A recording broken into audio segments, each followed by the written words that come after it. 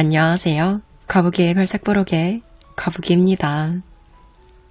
여러분, 우리의 상황에 따라 얼굴이 변한다는 거 알고 계시나요? 내 얼굴이 밝아졌는지 어두워졌는지 등 뭔가 콕 집어 말할 수는 없지만 좋은 변화가 있는지를 누구나 느낍니다. 특히 성공하고 운이 좋은 사람들은 얼굴을 읽어 운명을 고친다고 해요. 얼굴은 고정불변이 아니라 다가올 운명을 시시각각 반영합니다. 우리가 나쁜 운을 떨쳐버리고 어려운 시기에 새로운 운을 일으켜야 한다면 그 첫걸음은 얼굴을 살펴 내 운명을 먼저 파악해보는 일이 아닐까요? 오늘은 우리나라 최고 주역 전문가 초은 김승우 저자의 얼굴이 바뀌면 좋은 운이 온다와 함께 부와 성공을 부르는 얼굴의 비밀을 이야기해 볼게요. 참, 오늘은 제가 코감기 기운이 있어서 목소리가 좀 달라졌다는 거 감안해 주세요.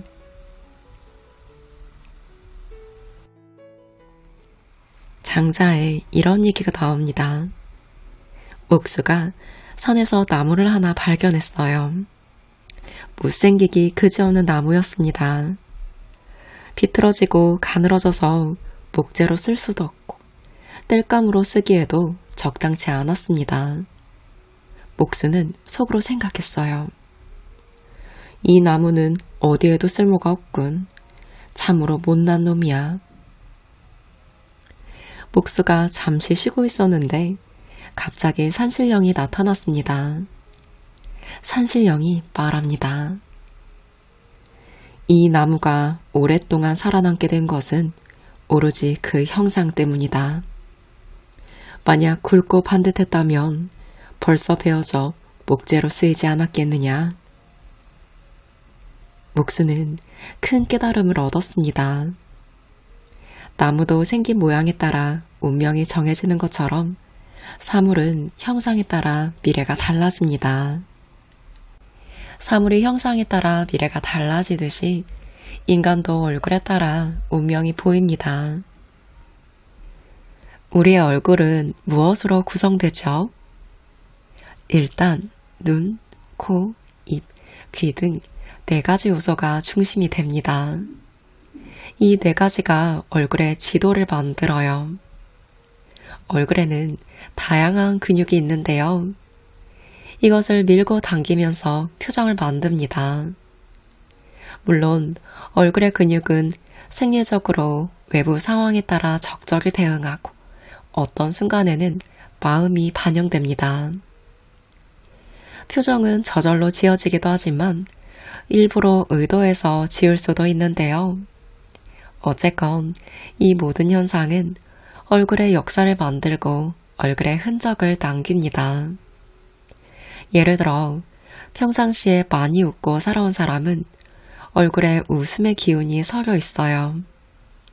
반면 고생을 많이 하며 살아온 사람은 얼굴에 팍팍함과 피곤함, 곤궁함이 역력합니다. 어디가 어떻다고 딱 꼬집어 표현하지 못해도 단박에 느껴지는 인상이 있죠. 이렇게 표정에 따라 얼굴은 변화하고 실시간으로 살아온 역사가 기록됩니다. 이것을 살핌으로써 미래의 특성, 즉 운명을 예측할 수 있습니다. 우선 우리가 쉽게 볼 수 있는 것부터 알아볼게요. 먼저 피부입니다. 얼굴의 표면은 검거나 탁해서는 안 됩니다. 안색이 하늘처럼 맑아야 좋아요. 얼굴은 하얀 느낌을 주는 것이 좋습니다. 그래야 깨끗한 하늘이 되기 때문이죠. 낯빛이 어두우면 이는 주역에서 천수송이라고 하는 그 상으로 평생 남과 다투는 일이 많고 법적 분쟁에도 휘말리는 운명입니다. 사업에서도 성공하지 못하고 늘 분수에 넘치는 생각을 하다가 손해를 자초합니다. 특히 눈 위쪽이나 아래쪽이 탁하거나 어두우면 이는 만사가 지연된다는 뜻입니다. 결국 일은 성사되지 못할 거예요. 얼굴 피부에 검은 점이나 사마귀 혹은 상처 등이 있어도 의미는 같습니다. 점이란 나쁜 것을 지속시킨다는 뜻이에요. 그래서 가급적이면 점을 빼고 점 위에 난 털도 제거하는 것이 좋습니다. 점 위에 나는 털은 나쁜 물건을 예쁘게 포장한다 라는 뜻입니다. 털까지 나는 점은 기필코 제거하셔야 해요. 모름지기 얼굴이 맑고 깨끗해야 귀한 인생을 살 수 있습니다. 여드름이 났거나 흉터 때문에 거친 피부는 어떨까요? 여드름은 일시적이라도 그 기간에 나쁜 운을 초래할 수 있어요. 일시적인 피부병도 마찬가지입니다. 체질적으로 타고난 거친 피부 역시 운명에는 좋지 않습니다. 얼굴은 하늘인데 이는 하늘이 흐리다는 뜻이기 때문이죠. 하늘이 흐리면 몸의 활동에도 지장을 받습니다. 흐린 하늘이 지속되면 신분이 위태로워지는 등 나쁜 운명을 초래할 수밖에 없습니다. 얼굴이 맑고 깨끗하면 운명은 반드시 좋아집니다. 얼굴은 우리 몸에서 가장 중요한 요소예요. 넘어져서 얼굴에 상처가 생겼다면 이는 상당히 나쁜 징조입니다. 직업상 얼굴에 상처를 입을 가능성이 있는 사람은 항상 조심해야 해요. 예를 들어 격투기 종목 선수라면 더욱 조심해야 합니다. 얼굴은 벌이나 모기에 쏘여서도 안 되고 공연히 긁어서 상처를 내어서도 안 됩니다. 얼굴이 나빠지면 운명도 나빠집니다. 평생 얼굴만이라도 곱게 보존한다면 그 자체로 운명적으로는 평온함을 누릴 수 있습니다. 얼굴이 언제나 깨끗하다면 비록 나쁜 시절을 보내고 있다 하더라도 반드시 회복됩니다. 얼굴은 천이므로 만사를 이끌어가는 중요한 동력입니다. 따라서 이것을 깨끗하고 안전하게 보존하는 것은 운명을 좋은 쪽으로 보존한다는 뜻입니다. 그리고 남녀 모두 얼굴을 가리고 다니는 것은 운명에 이익이 되지 않습니다. 얼굴의 가림막은 양을 방해하는 음이기 때문인데요. 선글라스를 착용하는 건 역시 얼굴을 가리는 것이니 습관적으로 자주 쓴다면 반드시 운명에 안 좋은 영향을 미칩니다.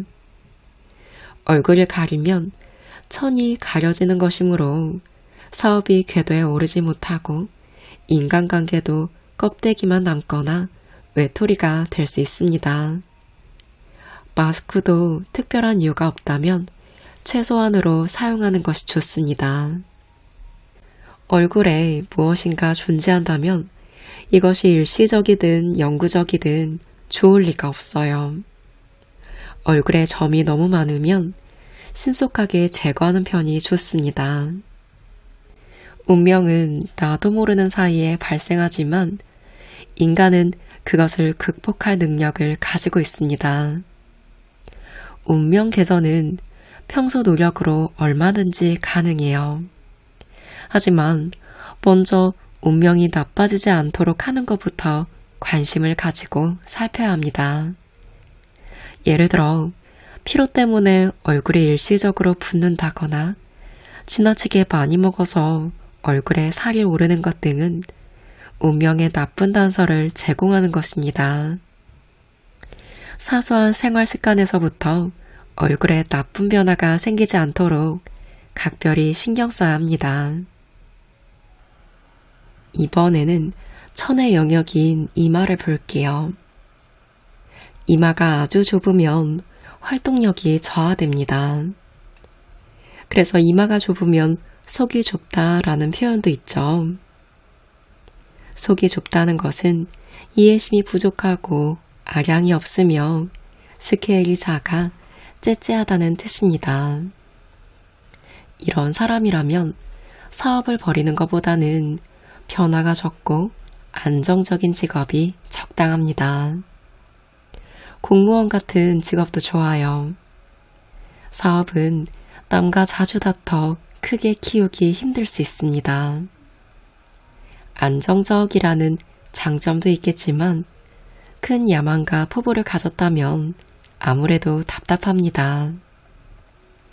사람은 넓은 시야, 포부, 포용력, 소통 능력을 갖춰야 하는데 이마가 지나치게 좁으면 삶이 옹졸해집니다.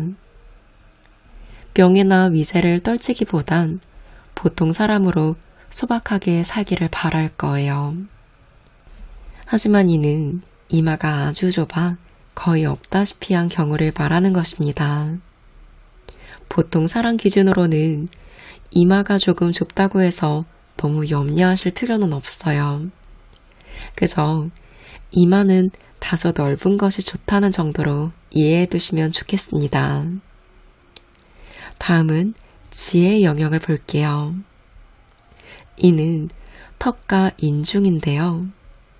이곳이 좁으면 좋은 운명을 지킬 수 없습니다. 물질이 쌓이지 않기 때문이죠. 자손들도 잘 되지 않고 어디 가서 큰 소리도 치지 못합니다. 늘 억눌려 살아갈 거예요. 물론 지나치게 턱과 인중이 좁은 경우를 말합니다. 인중이 아주 짧고 턱이 거의 없다시피 한 사람은 단명하고 궁핍할 수 있습니다. 턱은 재물, 건강, 자손을 상징해요. 그리고 인내력이 만들어지고 내공이 쌓이는 곳입니다.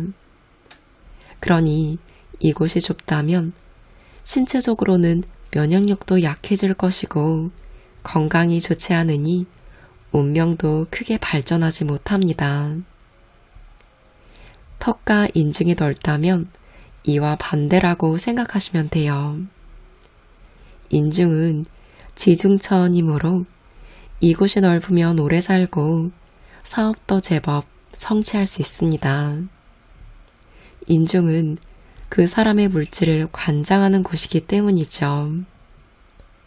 반대로 인중이 좁은 사람은 재물에 인색합니다. 만약 넓은 인중에 턱까지 힘있게 생겼다면 성취가 많고 재물도 넉넉해집니다. 그럼 인중과 턱을 비교하면 어떨까요? 이때는 턱이 더 넓은 것이 좋아요.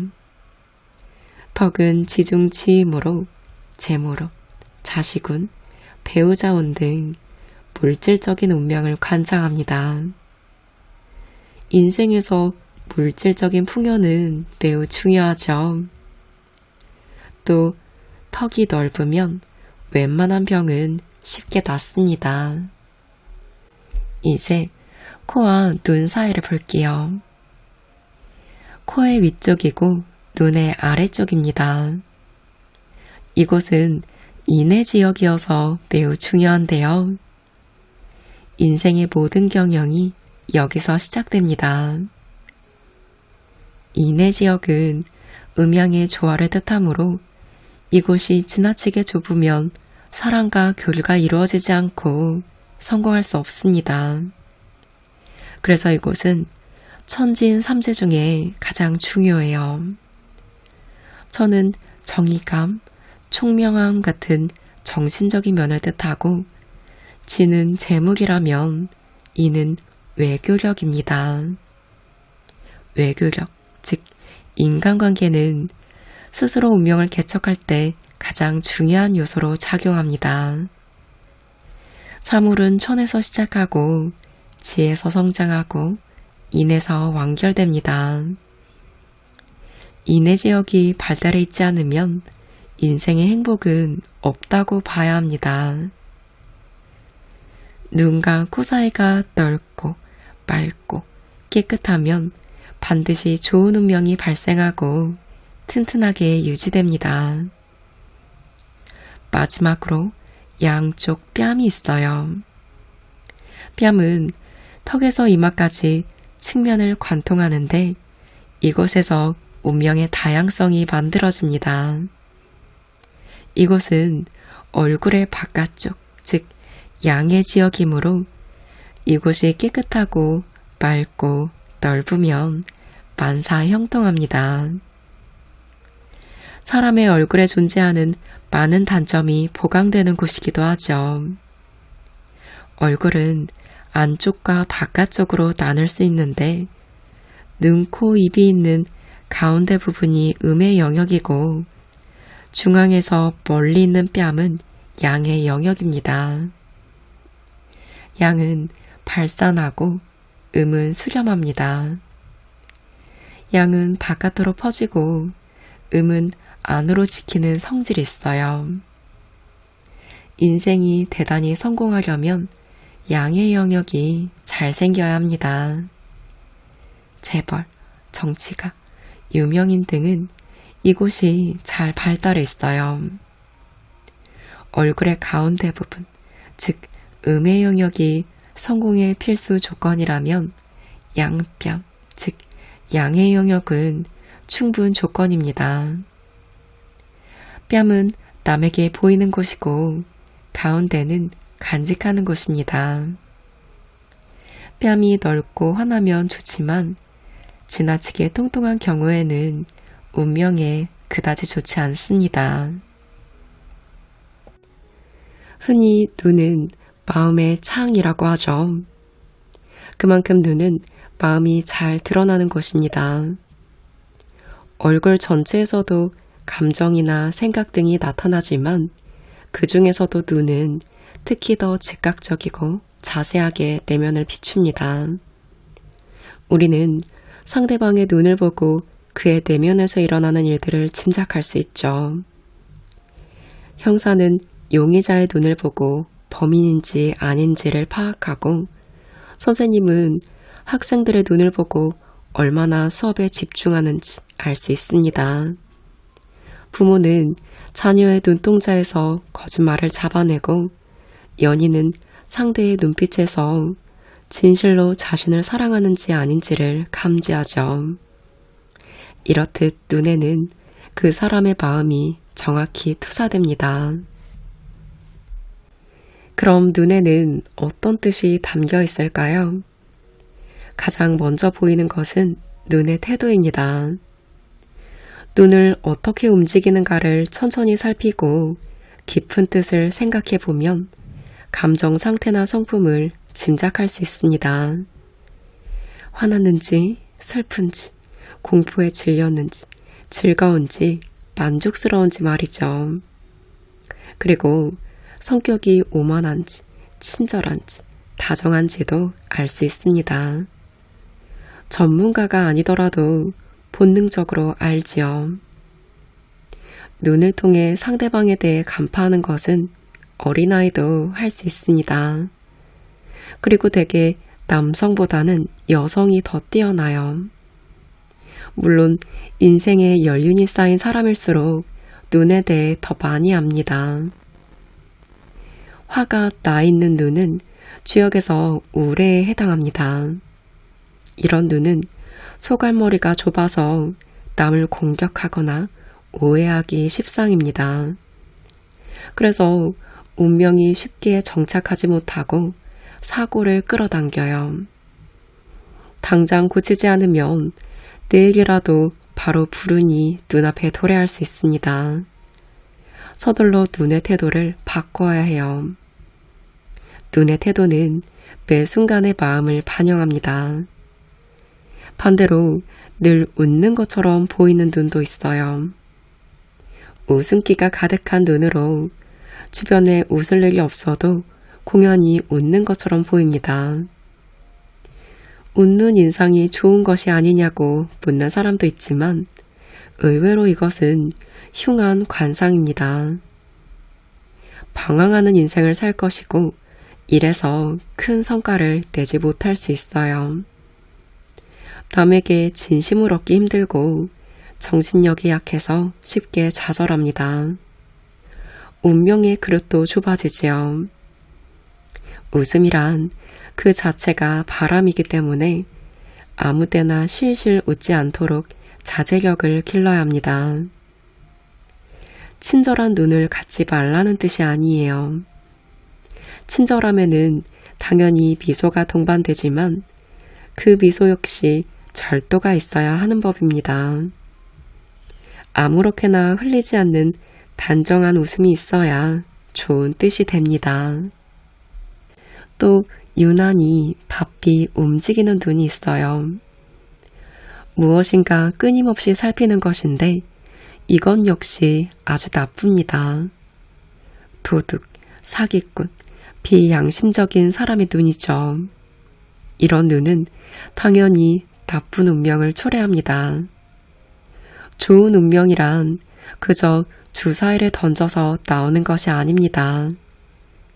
바른 생각이 많을수록 운명도 좋아지는 법이니까요.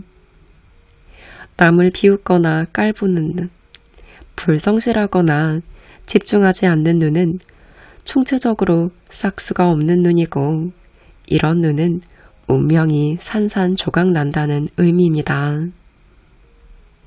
요컨대 눈에는 불량한 감정, 경박한 감정 등을 담지 않는 것이 좋습니다. 눈은 진지해야 하고 삼가야 합니다. 그래야 운명이 귀해지는 법입니다. 형태가 어떻든 눈의 놀림은 평화로워야 합니다. 여기까지는 상식적인 것으로 누구나 조금만 생각해보면 알 수 있는 일인데요. 눈이란 몸 전체에서 나타나는 태도나 행실의 축소판입니다. 그럼 눈의 조금 더 깊은 내용을 살펴보기로 할게요. 우선 눈의 크기입니다. 좌우의 길이가 지나치게 짧은 눈은 박복합니다. 운명의 스케일이 작고 무슨 일이든 길게 이어가지 못합니다.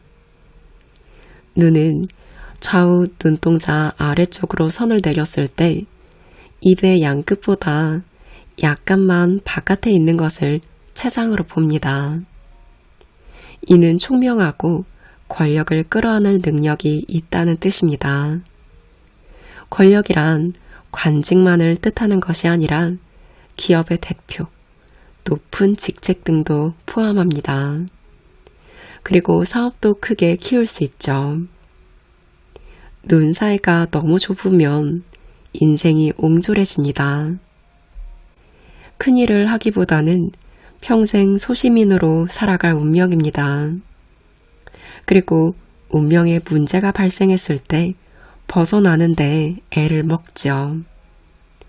눈의 양끝은 대체로 입의 끝보다 바깥에 있습니다.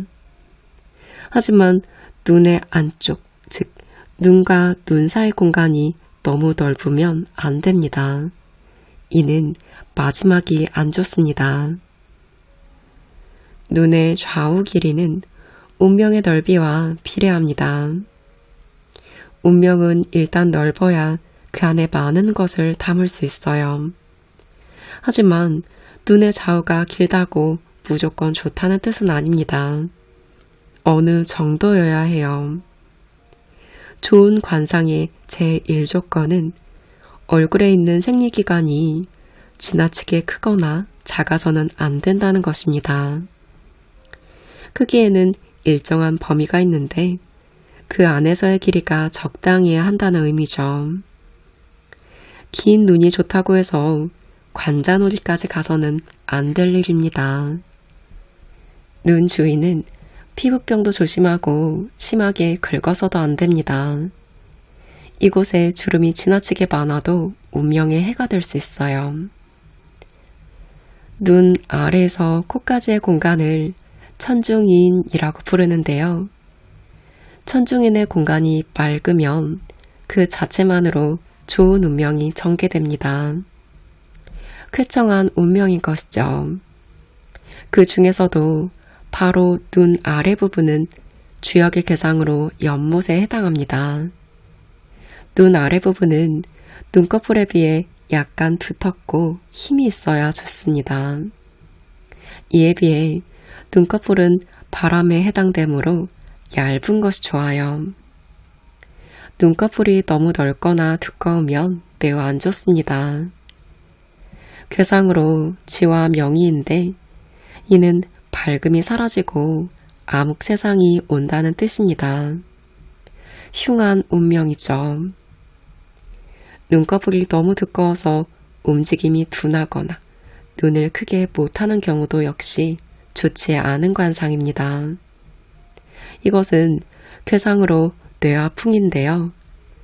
애군이 해소되지 않고 근심이 점점 쌓여간다는 뜻입니다. 쌓여서 해롭다는 의미로 집안에 쓰레기를 쌓아놓고 치우지 않는 것과 같습니다. 요즘은 눈꺼풀을 얇게 만들어주는 성형수술도 있다고 하는데 수술 사고만 나지 않는다면 해볼만 합니다. 자연적으로 태어난 얼굴 모양이나 만들어진 얼굴 모양이나 운명에는 동일한 효과를 발휘합니다. 눈꺼풀에 점이나 상처가 있으면 나쁩니다. 눈꺼풀이 유난히 어두운 것도 당연히 나빠요. 눈꺼풀에 상처가 나거나 색이 어두워지는 것은 미래가 나빠진다는 뜻입니다.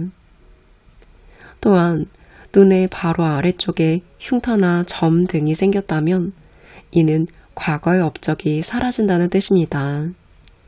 이처럼 눈 주위는 각별히 보호하셔야 해요. 얼굴의 모든 곳이 중요하지만 그 중에서도 눈이 가장 중요합니다.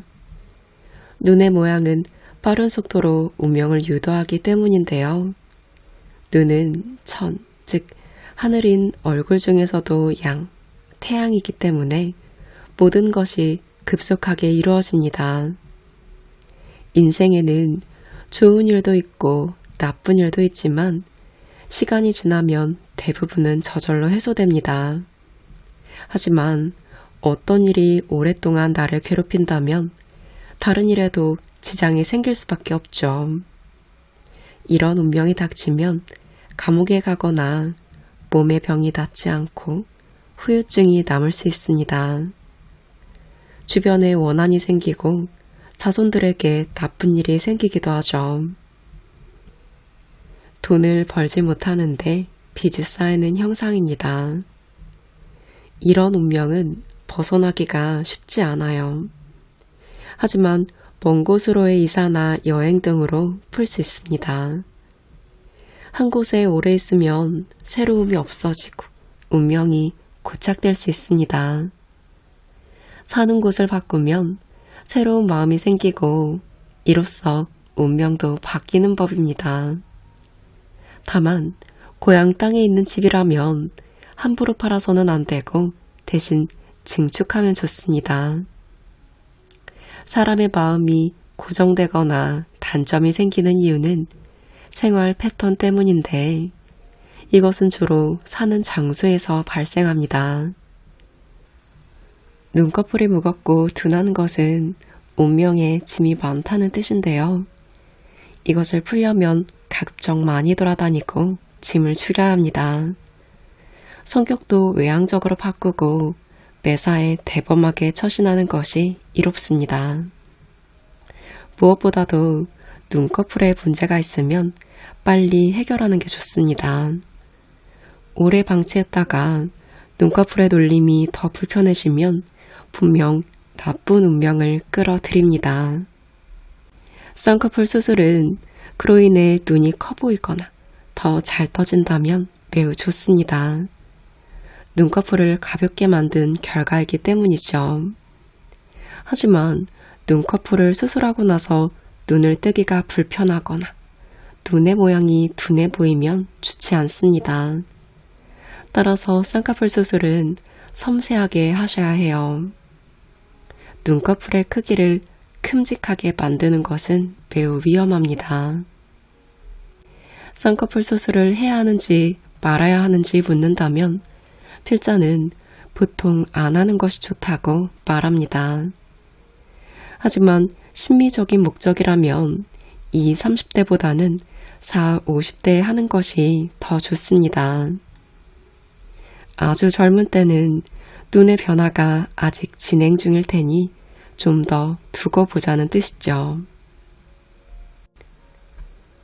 눈썹은 집으로 말하면 지붕 역할을 합니다. 집은 지붕이 아름답고 튼튼해야 권위와 실용을 둘 다 이룰 수 있죠. 눈썹은 운명에 있어서 그런 역할을 합니다. 반면 눈썹이 짧거나 선명하지 않으면 이는 화사녀인데 이런 운명은 가정에 어려움이 많고 정착이 어렵습니다. 가족 간에 소원하고 친지에게 배신을 당하기도 해요. 고향을 떠나 타국에서 지낸다거나 빚을 많이 지는 등 고통이 오래 이어집니다. 하지만 이러한 불운은 영구적인 것이 아니어서 말년에 다소 풀립니다. 어떤 사람은 눈썹이 가운데 미간 쪽으로 몰려 있는데 이건 역시 좋은 운명은 아닙니다. 살림살이가 편협하고 평생 큰 재산은 모으지 못하죠. 다른 운을 끌어와 보강해야 할 것입니다. 운이란 한 가지가 나쁘다고 해서 나머지 모든 것이 나쁜 것이 아닙니다. 보강할 수 있는 대비책을 세우면 나쁜 운명도 어느 정도 피해갈 수 있죠. 이는 우리 몸의 건강과도 많이 닮았습니다. 한쪽이 조금 나빠져도 다른 쪽이 건강하면 얼마든지 일상을 회복하고 행복하게 지낼 수 있습니다. 양 눈썹 사이는 간격이 좀 있는 것이 좋아요. 운명의 폭이 넓어지기 때문인데요. 운명의 폭이 넓은 사람은 인생 전체에 다양한 길이 열립니다. 그래서 한 곳에 파묻혀 고생하는 일이 적죠. 눈썹 사이가 널찍해도 눈썹 자체의 길이가 너무 짧은 것은 문제입니다. 이런 운명은 뇌산소 과라고 하는데 새가 창공을 날지 못하고 언덕에 머무르는 상입니다. 운명이 크게 활기치지 못한다는 뜻이죠. 이런 사람은 인생을 좀 넓게 바라보고 대인관계의 폭을 넓힐 필요가 있습니다. 눈에서 조금 더 내려가면 천중이 나옵니다. 널찍하고 맑은 색깔이 되도록 천중을 보강해야 합니다. 천중이 깨끗하고 맑으면 동지가 많이 모이고 모든 일에 성취가 쉬워집니다. 하늘도 나를 이끌어주며 큰 잘못만 저지르지 않는다면 만사가 쉽게 풀려 나갑니다. 이런 사람은 세월이 갈수록 운이 커지는데요. 주역의 괴상으로는 천하 동인에 해당됩니다. 이 괴상은 사람이 저절로 옳은 길로 나아가게 되고 하늘의 일을 이끌어주어 크게 성취한다는 의미가 있어요. 이런 운이라면 정치인이 되면 좋습니다. 직장에서는 진급이 빠르고 사업도 널리 확장할 수 있어요. 이런 사람이 이마마저 깨끗하다면 운명은 여기에 더해 10배 더 좋아질 수 있습니다. 모름지기 얼굴은 깨끗해야 해요. 미적인 이익보다 운명적인 이익이 더 커지기 때문이죠. 하늘이 맑고 청정하다면 만물은 이곳에서 활동을 크게 넓힐 수 있는 법입니다. 안경은 세상을 잘 보기 위해 쓰죠. 그렇다면 안경이 운명에도 어떤 영향을 미칠까요? 사실 별 영향은 없습니다. 오히려 안경을 잘 쓰면 얼굴의 약점을 보강할 수 있어요. 시력이 나쁘면 당연히 안경을 써야겠지만 눈의 모양이 좀 나쁘면 안경으로 보완하는 것도 좋은 방법입니다. 그러니 안경을 쓰는 것이 더 좋다고 봅니다. 요즘 안경은 참으로 다양해져서 품이 있고 아름다운 디자인이 많은데요. 적절한 것을 잘 고르면 운명에도 이익을 얻을 수 있습니다. 어떤 안경이 좋을까요? 안경은 우선 부드러운 느낌을 주는 것이 좋습니다. 색깔도 밝은 것이어야 해요. 눈의 청명함을 가려서는 안 되기 때문입니다. 눈은 양중양이므로 항상 밖을 향해야 합니다. 그래서 눈을 가릴 만큼 지나치게 두툼한 검은색 뿔테 안경은 안 좋습니다. 금색이든 은색이든 밝아야 좋아요. 투박하고 무거운 안경은 눈을 가리기 때문에 정신의 활동을 억누릅니다. 안경이 아름답고 얼굴의 생김새와 조화롭게 어울리면 이는 자체로 이미 행운을 만든 것과 같습니다. 이는 풍화 가인이라는 교상으로 운명이 뻗어 나간다는 뜻입니다. 풍화 가인은 불길을 상징하는데요. 운명이 활활 타올라 좋은 일이 많다는 의미입니다. 이렇듯 안경이나 장신구를 통해서도 운명을 개선할 수 있습니다. 눈은 내가 무언가를 보는데도 사용되지만 남들에게 보이는 것이기도 해요. 그래서 눈과 그 주변을 아름답게 꾸미면 좋은 운명이 도래합니다. 눈 화장도 제대로 잘하면 운명을 개선하는 효과를 일으킵니다.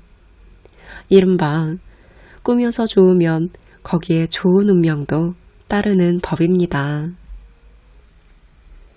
귀는 굴곡이 심해서 예쁘기가 몹시 힘든데요.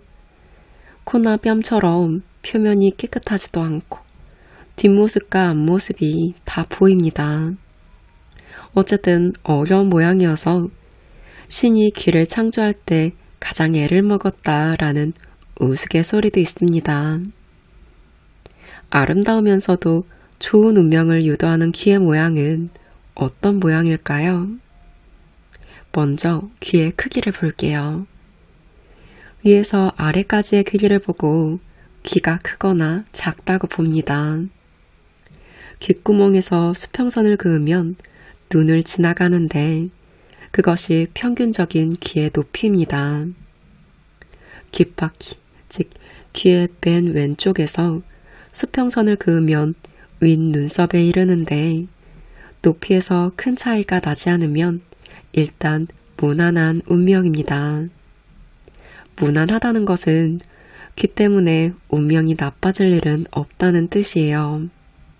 하지만 귀 자체가 아주 작으면 이는 나쁜 관상입니다. 단명하고 타인과 다툼이 많아요. 가족관계가 몹시 나빠지고 사업에서 크게 실패해 완전히 파산할 수도 있어요. 자기 주장이 강해서 주변 사람을 곤란하게 만들기 때문에 사람들과 협력이 잘 안 됩니다. 인간관계가 어려우면 당연히 운명의 손해가 크겠죠. 크기가 적당하다면 모양은 어떤 것이 좋을까요? 귀도 계란형입니다.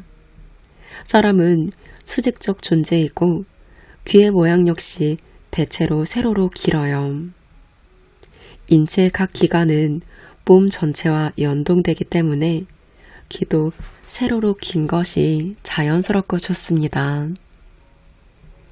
크기는 약간 큰 것이 좋은데 그 모양마저 계란형처럼 예쁘다면 고귀한 운이 도래하고 평생 궁색하지 않을 운명입니다.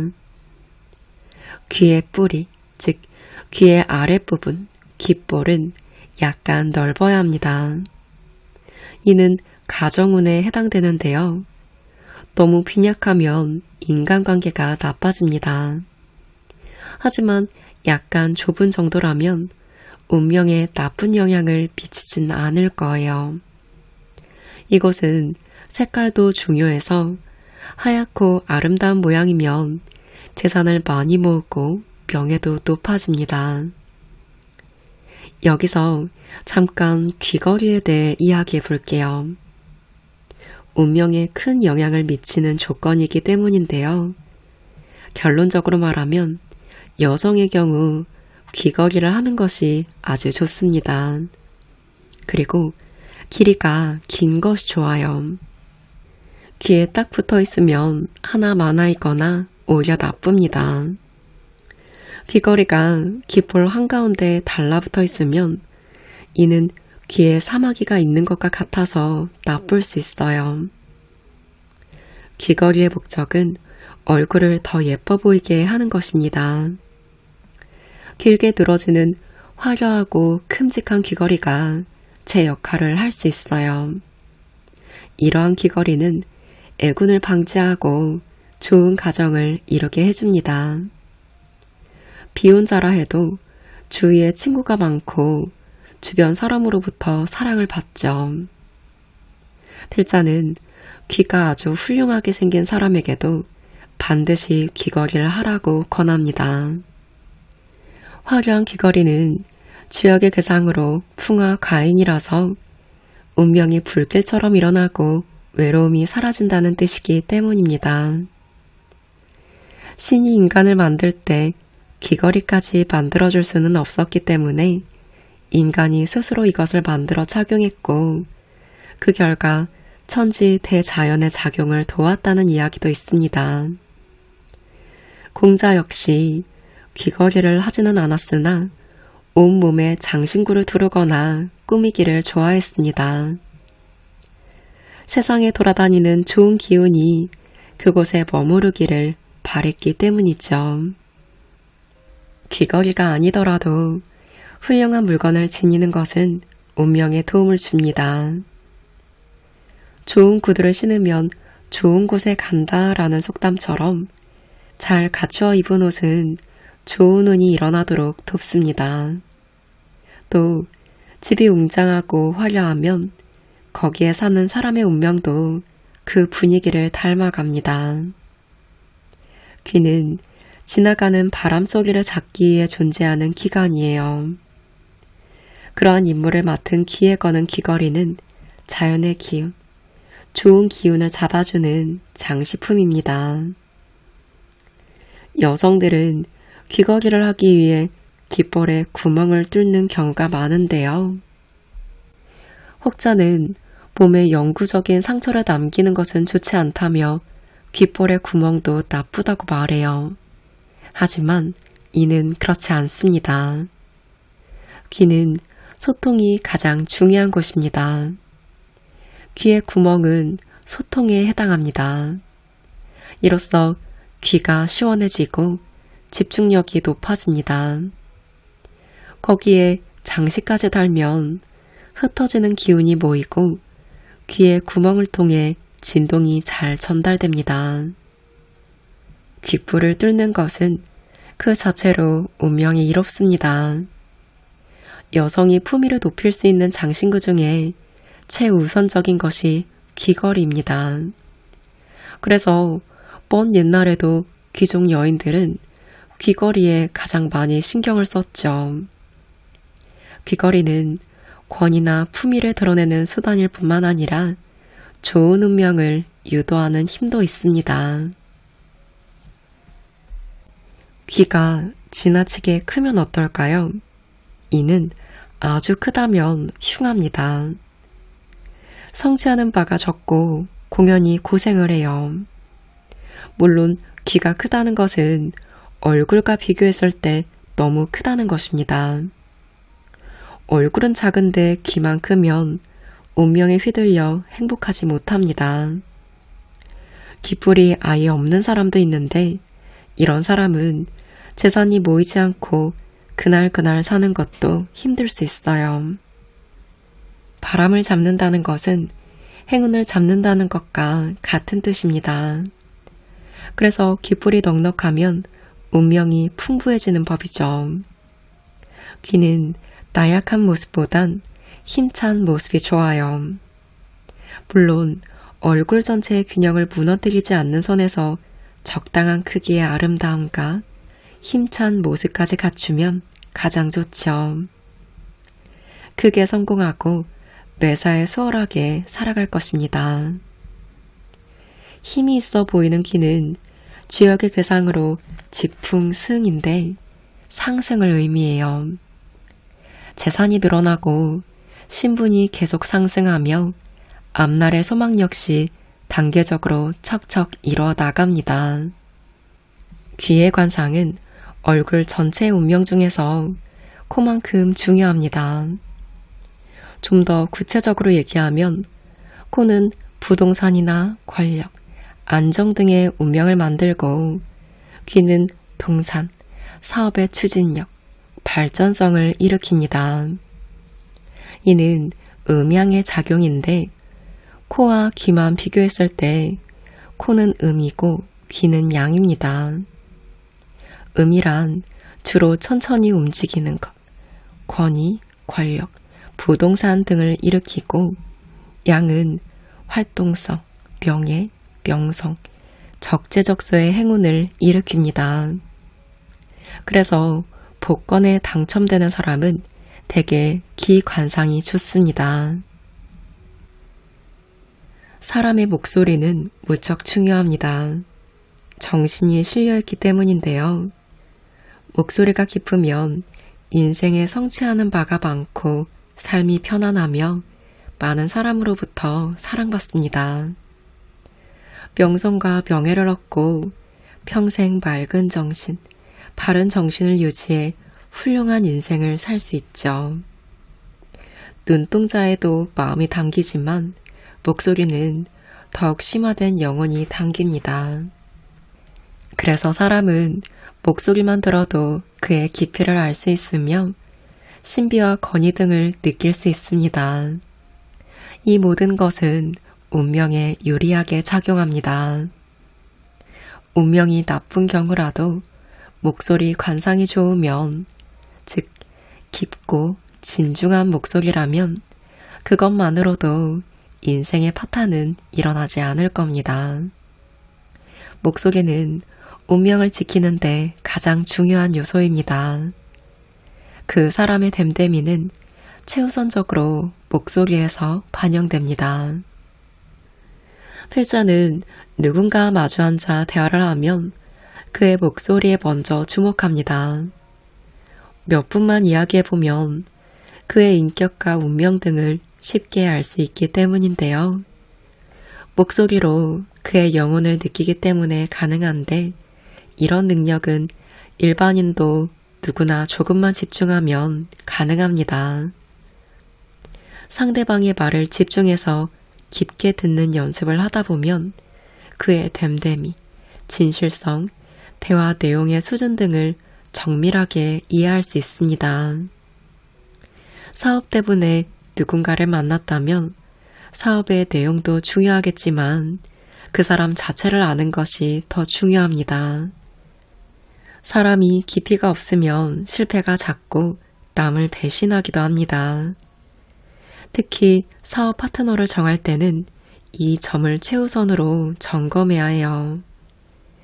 사람의 말에는 깊이와 넓이가 있는데 당연히 깊은 것이 좋습니다. 그리고 약간의 감정을 느낄 수 있어야 하죠. 어떤 사람과 대화를 했는데 그의 감정의 동화가 전혀 일어나지 않는다면 깊게 거래해서는 안 됩니다. 그는 반드시 손해를 끼칠 거예요. 여러분도 누군가와 대화를 할 때는 진지하고 친절하게 그리고 경건하게 임해야 합니다. 그렇게 하는 것이 운명도 좋게 만듭니다. 대화를 나누는 상대를 건성으로 대하거나 집중력이 없어 형식적으로 대답한다면 당연히 신뢰를 얻지 못하겠죠. 그런 결과가 차곡차곡 쌓이면 운명이 나빠지는 것입니다. 대화가 편안하게 이루어지는 사람은 일단 기인이고 말의 넓이와 깊이에서 미래를 짐작해 볼 수 있습니다. 대화를 나눌 때 왠지 호감이 가지 않고 그의 말에 공감되지 않는다면 그 사람은 틀림없이 별로 훌륭한 인간은 아닐 것입니다. 그렇다면 운명 역시 좋아질 리가 없겠죠. 혹여 현재 재산이나 명성 등 가진 것이 많다 해도 대화에서 단점이 많이 보이면 미래에 반드시 재난을 만나게 됩니다. 목소리는 아름답고 절도 있어야 하며 말할 때는 단어를 신중하게 선택하고 발성에 정성을 담아야 합니다. 이 모든 것을 갖추었다면 반드시 성공하실 거예요. 그래서 아름다운 목소리는 훈련을 통해 점차 발전시킬 수 있습니다. 자신이 낼 수 있는 가장 좋은 목소리를 내고 품위 있는 언어를 사용하려 노력한다면 그 자체로 운명이 개선됩니다.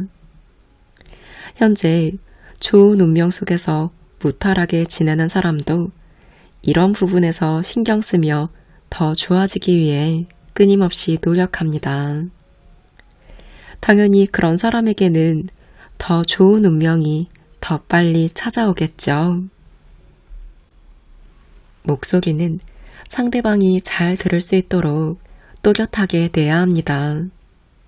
너무 작으면 이는 복을 차버리는 행위입니다. 좋은 소통은 말을 정성스럽게 하는 데서 시작돼요. 그리고 만물은 소통하지 않으면 홀로 발전할 수 없습니다.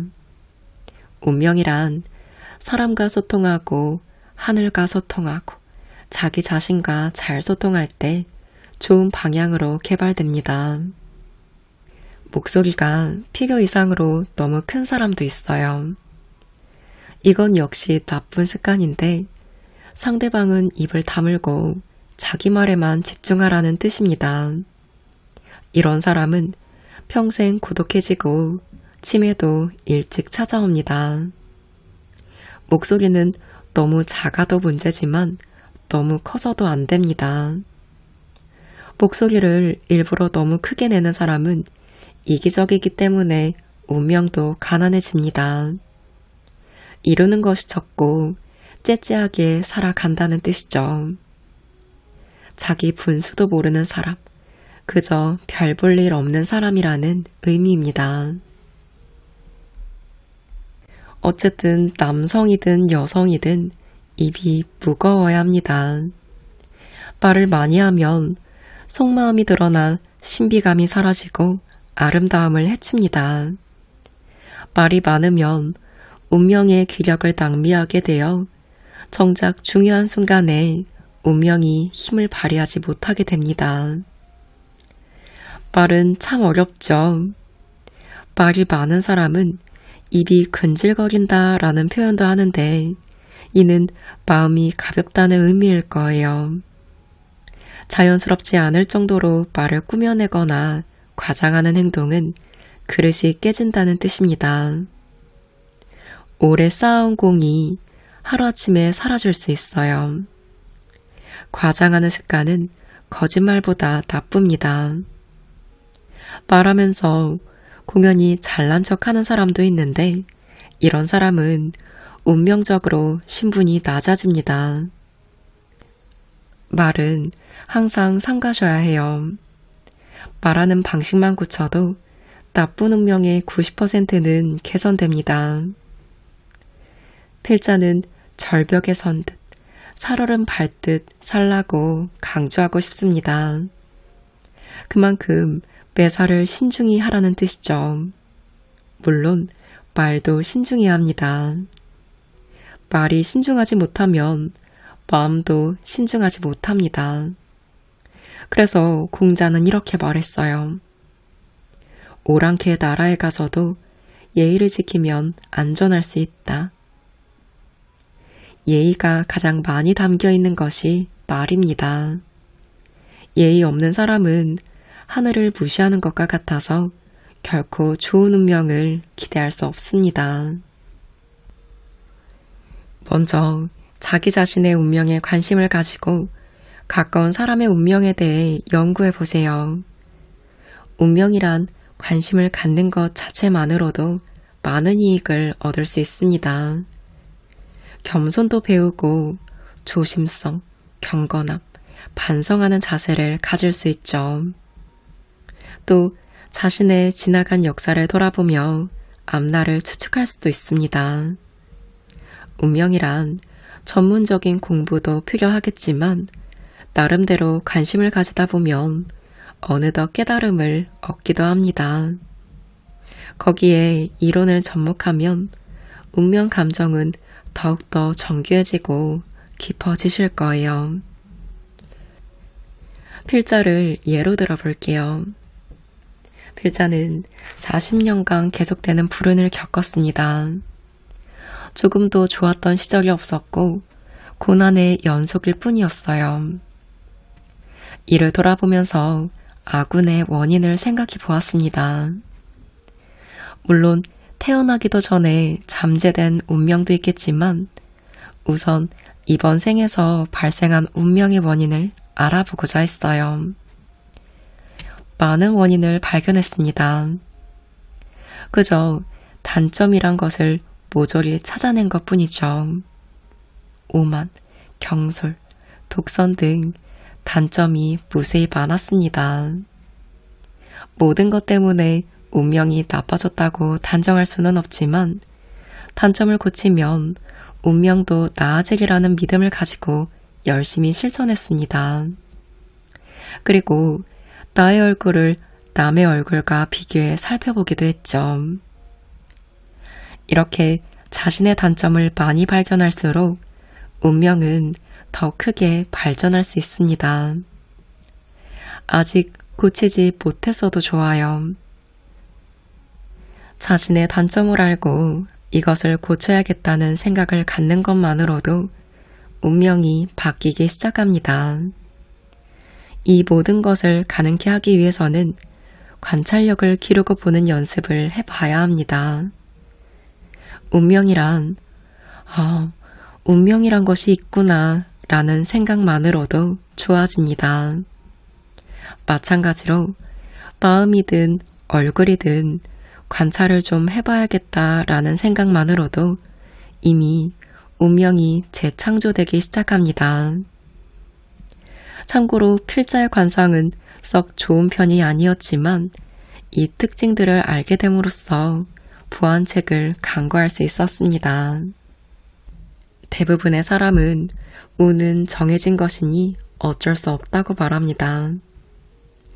운을 새롭게 만든다는 것은 과연 불가능할까요? 아닙니다. 운이란 얼마든지 만들 수 있어요.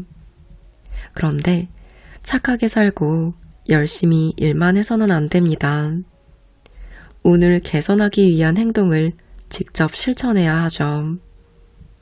운을 개선하려는 노력이 없다면 이는 사는 것이 아니라 사라지는 것에 불과합니다. 그저 놓여있는 길을 가는 것 뿐이죠. 운을 만들어 보겠다고 마음먹으면 얼마든지 그렇게 할 수 있어요.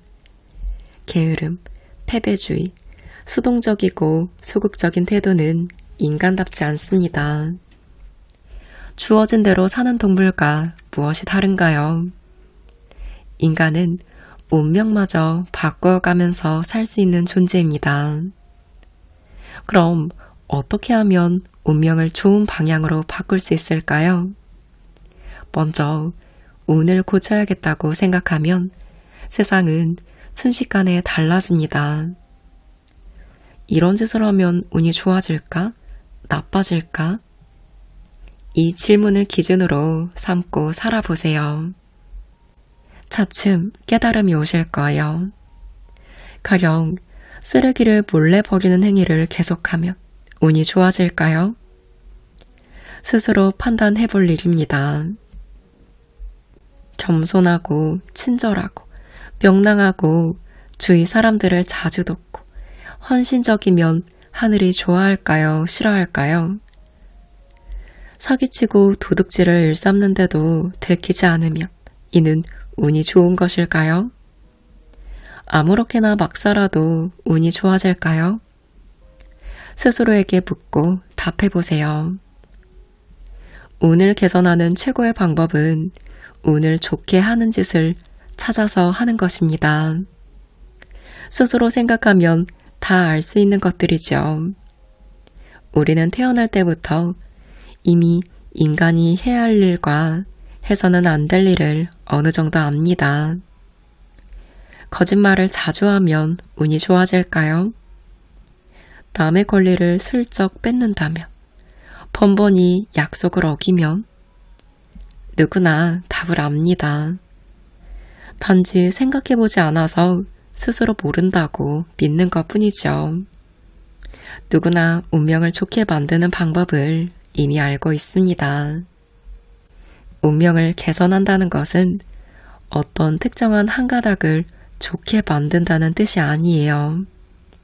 실의 가닥수를 늘린다는 뜻입니다. 이는 없던 운을 새로 만든다는 것에 더 가깝습니다. 운의 개선은 새로움을 창조하는 것입니다. 전에는 없던 일들이 생겨난다는 의미이죠. 운은 넓은 사람이 있고 좁은 사람이 있어요. 좁다고 나쁜 것은 아니고 그저 단순하다는 것뿐입니다. 물론 넓다고 다 좋은 건 역시 아니에요. 하지만 운이 다양하면 그만큼 기회가 많아지는 법입니다. 이는 어떤 국가가 넓은 영토를 가진 것과 비슷합니다. 운의 영토, 이것을 넓히는 것이 바로 운의 개선인 것입니다. 실 한 가닥 한 가닥을 보수하는 것도 좋지만 아예 전체 가닥수를 늘리는 것이 더 중요합니다. 실이 한 가닥뿐이라면 끊어지기 쉽지만 여러 가닥이 모이면 전체적으로 튼튼해지기 때문이죠. 이는 하나의 운명이 이웃 운명을 돕는 결과입니다. 우리는 이미 있는 능력을 보강하는 한편 새로운 운명을 끊임없이 개발해야 합니다.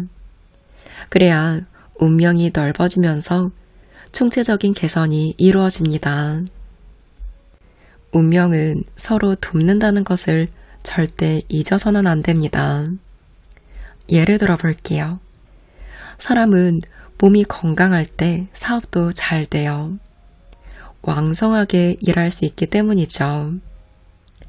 사업과 건강은 별개의 운명실 가닥이지만 건강이 사업을 도울 수 있어요. 반면 사업이 나빠지면 건강에도 문제가 생길 수 있습니다. 그런데 운명의 폭이 넓어서 인생 전체가 풍부하다면 그중 하나가 무너져도 운명의 흐름에 큰 지장을 주지 않습니다. 가진 것이 100개면 그중 하나가 잘못되어도 위험하지 않다는 뜻입니다. 하지만 운명이 아주 단순하다면 그 한 가닥 때문에 인생 전체가 망가질 수도 있을 거예요. 튼튼하지 않은 직장 하나만 믿고 살아간다면 인생이 얼마나 위태로울까요? 하는 일이 오로지 농사뿐이라면 비만 많이 와도 인생 전체가 위험해집니다. 그래서 운명의 영토를 넓혀야 유리하다고 강조하는 것입니다. 이제 운명 개선의 중요한 원리를 알았어요. 뭔가 새로운 일을 발견해야 합니다. 한편 자신이 하는 일이 잘 되도록 고귀한 마음가짐을 가져야 하죠. 새로운 일을 찾았다 해도 이 또한 운이 좋아야 잘 될 수 있으니 마음도 함께 노력해야 합니다. 마음의 노력은 곧 끊임없는 반성인데 이는 과거를 돌아보는 것에서 시작됩니다.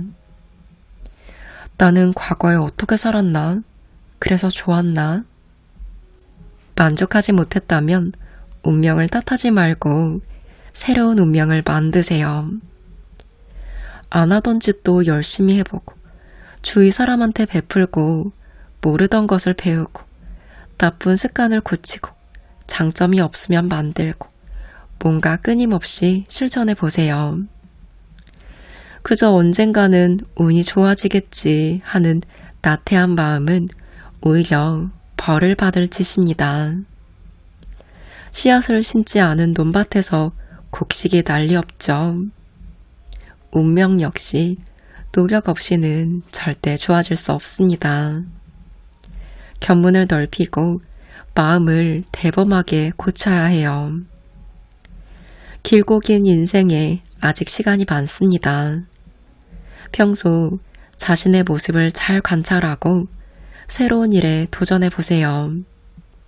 운명을 넓히고 좋게 만들려는 노력 가운데 스스로 방법을 깨닫게 될 것입니다. 지금 할 수 있는 것부터 시도해 보세요. 아침에 일찍 일어나는 것이 즉시 돈이 되는 것은 아닙니다. 하지만 늘 늦잠을 자느라 허둥지둥 출근하기 바쁜 사람이라면 아침에 조금 일찍 일어나는 것만으로도 자신을 새롭게 만들 수 있습니다. 사업가가 손님에게 친절하게 응대한다면 이미 운명이 개선되는 중입니다. 남에게 돈을 쓰고 베풀었다고 해서 손해가 아니에요. 더 큰 돈을 들어오게 만드는 고귀한 행동입니다. 별로 유익하지도 않은 SNS나 동영상을 보는데 시간을 낭비하지 말고 책이라도 읽어서 그동안 몰랐던 새로운 지식을 쌓아야 합니다. 자신을 넓히는 것이 곧 운명을 넓히는 것이고 세상에 유익을 주는 사람이 되는 것이 운명을 좋게 만드는 가장 기본적인 조건입니다. 이것을 꼭 기억하시고 앞으로도 좋은 운명을 만들어 가시면 좋겠습니다. 오늘은 김승호 저자의 얼굴이 바뀌면 좋은 운이 온다와 함께 했습니다. 책에는 눈, 코, 입, 귀, 턱, 이마, 뺨 등 얼굴 각각의 생김새와 변화가 의미하는 것을 상세하게 알려줍니다. 이것을 보고 나는 여기가 좋으니 이런 쪽으로 운이 좋겠구나. 여기가 좀 안 예쁘고 좁은 편이니 이것을 조심하는 게 좋겠다. 나쁜 것은 어떻게 보완할 수 있을까? 생각해보며 얼굴의 생김새뿐만 아니라 인생의 단점을 보완하며 좋은 운을 스스로 만들어 나갈 수 있도록 방향을 제시해주는 책이었어요. 김승호 선생님의 메시지는 보통 친근하게 주역에 대해 설명해 주시면서 인생의 깊은 지혜 또한 전하며 독자들에게 밝은 마음을 깃들게 하는 매력이 있는데요. 이번 책의 주제인 얼굴, 관상과 함께 그런 매력들이 돋보였습니다. 주역에 관심이 있다면 참고해보시면 좋을 것 같아요. 내 관상뿐만 아니라 다른 사람의 관상까지도 예상하며 내 일상에 적용해 볼 수 있으니 여러모로 유용한 정보가 되실 겁니다. 오늘도 우리 스스로 좋은 운명을 만들어 가실 거라 믿어요. 그러시길 바라며 영상 마무리합니다.